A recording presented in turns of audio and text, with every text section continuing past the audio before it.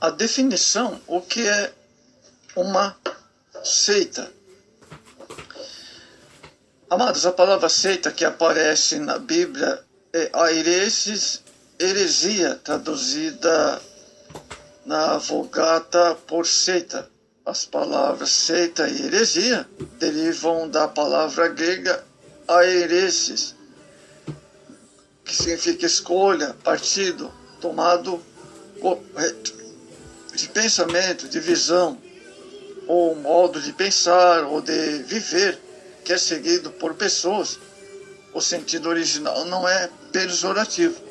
Atos 24, 5 e o verso 14. A palavra heresia é transliteração de airesis, virou sect, dando origem à palavra seita.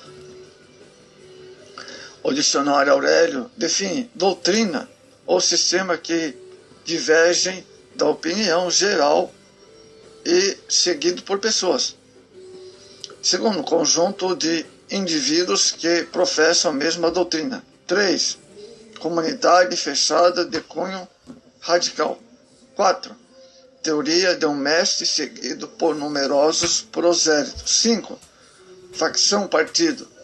A origem do português seita, do século XV, espanhol sect, do século XIII, italiano sect, com 2T, do século XIV, francês, inglês sect, do século XV, alemão sect, do século XVI, é o latim sect.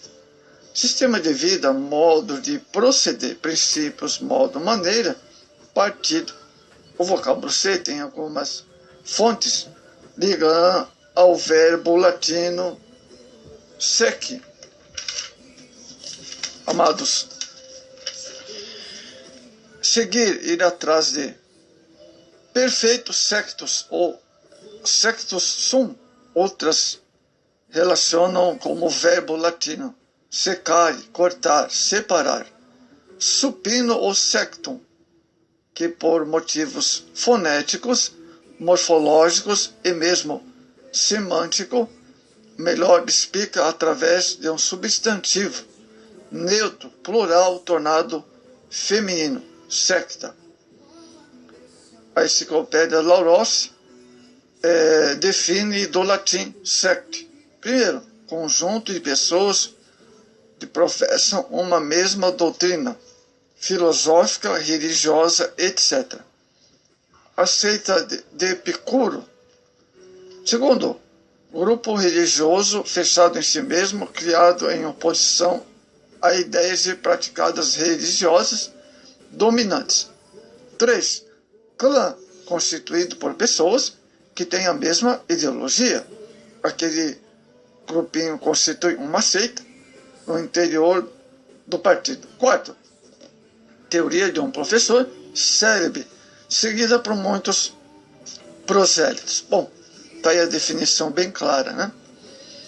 Com o tempo, o termo seita foi adquirindo um significado negativo, amados. Por exemplo, espírito sectárico, ferrenho, estreito, agressivo. Meu Deus.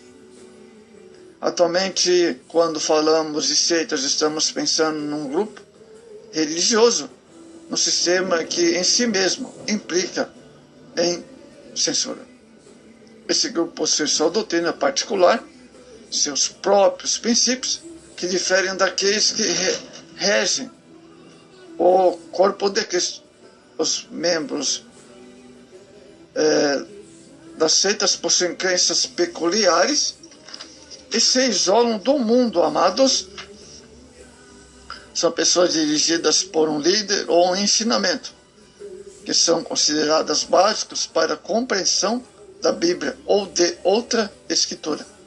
Todas as seitas destroem a mensagem central do cristianismo, amados, por revelações adicionais ou por troca de princípio fundamental da fé cristã por um secundário. As seitas possuem um princípio impróprio da autoridade em relação à escritura sagrada, a fonte verdadeira e a única regra de fé e prática para os seguidores de Jesus Cristo. fica bem claro isso. Veja 2 Timóteo, capítulo 3, verso 14 ao 17. Amados, a seita multiplicar-se num período contemporâneo. Seita refere-se a um grupo de pessoas, enquanto que heresia indica as doutrinas antibíblicas defendidas por um grupo. Baseando-se nessa explicação, podemos dizer que algum cristão imaturo pode estar ensinando alguma heresia, sem contudo fazer parte de uma seita. Para efeitos didáticos, os classifica seitas da seguinte forma: diversas religiões são declaradas como seitas, né? Como enfrentar a seita, amados? As razões que surgimento da seita são ação diabólica no mundo, 1 Coríntios 4:4, contra a igreja, Mateus 13:22, e contra a palavra de Deus, Mateus 13:19. O descuido da igreja em pregar o evangelho completo, Mateus 13:25. A falsa hermenêutica, segundo Pedro 3:16. Falta de conhecimento da verdade bíblica, 1 Timóteo 2:4. Da maturidade espiritual, Efésios 4:14. Amados, os adeptos da seita são pessoas mais difíceis de evangelizar. Dentre as razões apresentadas, por Van Balen, primeiro, os adeptos da seita não são pessoas que devem ser despertadas para a religião. Orege deixou a fé tradicional, em vez em que foi criado, por exemplo, e adotou um segundo pensamento. Coisa melhor, chegando até mesmo a hostilizá-la. Eles são do mundo, amados. São pessoas dirigidas, né?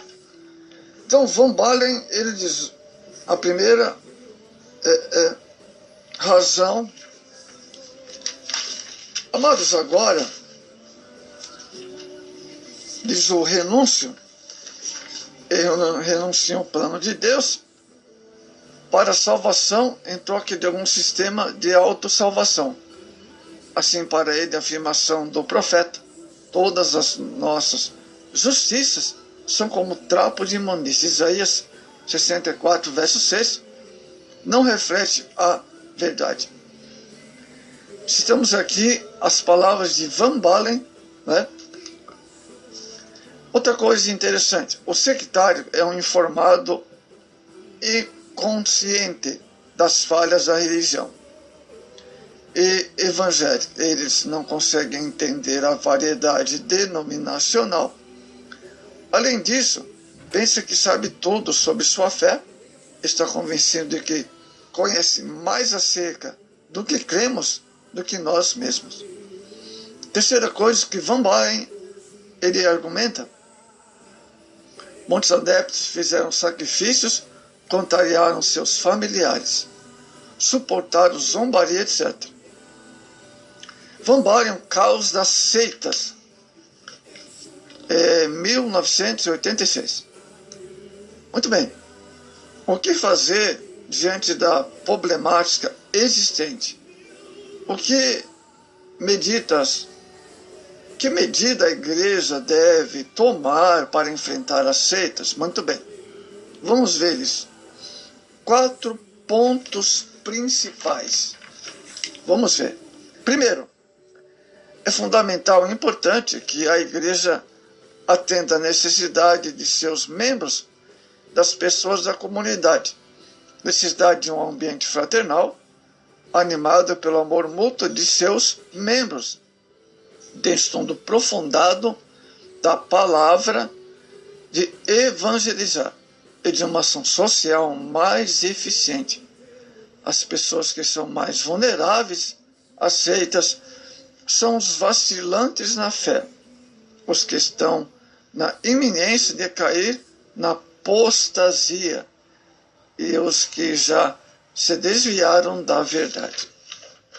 Segundo, urgente a necessidade de estudar as origens das seitas, seus fundadores, as mudanças que sobrevêm no decorrer do tempo, o perfil de seus membros, seus métodos e estratégia. Terceiro, é preciso também, principalmente, estar em condições de refutar as heresias, sempre amparado na palavra de Deus. Muito cuidado, quarto, muito cuidado na abordagem dos adeptos da seita. Os adeptos da seita são pessoas mais difíceis de evangelizar. Olha só, amados. Amados, o estudo das seitas apresenta duas utilidades para os crentes: preparar-os para enfrentar biblicamente os seus adeptos, os capacita a ajudar irmãos na fé que estejam sendo alvo de heresias. É de grande ameaça das seitas a igrejas evangélicas e os crentes fracos na sua fé, com pouca doutrina, por causa do seu proselitismo, no seu ensino capcioso da Bíblia, das diversas heresias, isto é, doutrinas contrárias à Bíblia. Para tanto devem os crentes estar preparados para enfrentarem devidamente os adeptos das diversas seitas, combatendo eficazmente os falsos mestres de nossos dias, estando preparados intelectualmente. Veja Judas, os versos 17 ao 19. Somente através de um estudo minucioso das seitas, podemos conhecer suas doutrinas e métodos de trabalho e nos alicerçando biblicamente contra muitas afirmações heréticas. Combatemos eficazmente os falsos mestres de nossos dias, ainda estando preparados espiritualmente. Eficaz. É necessário que os crentes procurem atingir a maturidade. Hebreus 5, o verso 13 e 14. Efésios 4, o verso 13 e o 14 também. O preparo espiritual também advém da comunhão com Deus, de uma vida exemplar e de obediência aos ensinamentos de Jesus, amados.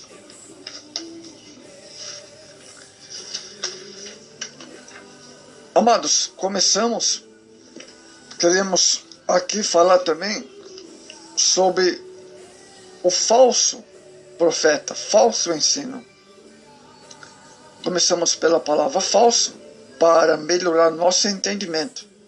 O dicionário Aurélio define a palavra falso contra a realidade, em que a mentira, fingimento, fingido, fictício, enganoso, desleal, perfido, traiçoeiro, sem fundamento, errado e inexato.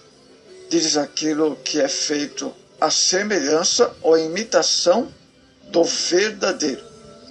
O que é falso sempre ganha visibilidade, pois, segundo Jesus, a árvore boa produz bons frutos e toda árvore má produz frutos maus. Isso quer dizer que a essência de uma pessoa, por mais que ela tente esconder, um dia vem à tona, mas o tipo de ensino pode ser caracterizado como falso da seita, segundo a palavra de Deus.